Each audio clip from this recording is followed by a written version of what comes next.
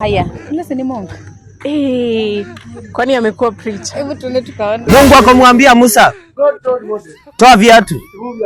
Mahali ambapo unaenda kukanyaga ni mahali patakatifu. Na Musa hakukataa kutoa viatu. Musa akatoa viatu zake. Wewe kama binadamu wa kawaida, mbona ukatae kutoa sadaka kwa Mwenyezi Mungu? Mbona ukatae kutolea Mungu? Kama Musa alitoa viatu akatolea Mungu, wewe mbona usimtolee sadaka? Haleluya! Njoo kwa Yesu jinsi ulivyo. Usiogope kukuja kwa Mwenyezi Mungu. Manake anasema katika kitabu cha Matendo ya Mitume, shetani tu ndo anafaa kumuogopa Mungu.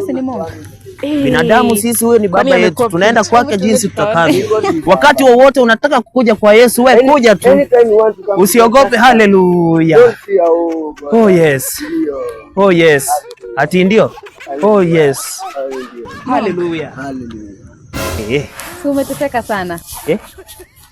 Ala, na umetoka kufungiwa tu nyumba. Natafuta za rent.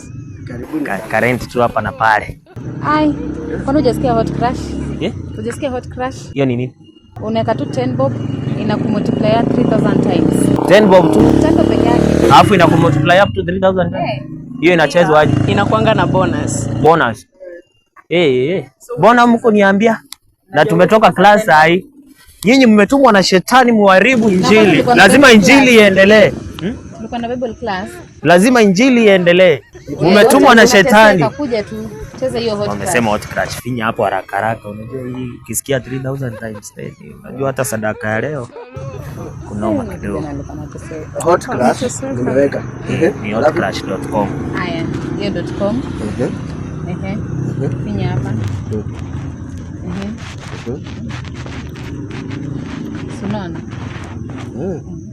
Sasa ukiweka 10 bob ina nini? Hizi zinapanda hivi. Sasa hivyo ndo najihesabu. Sawa. Tuendelee na injili kwanza kidogo. Asanteni sana. Asanteni. Sasa ina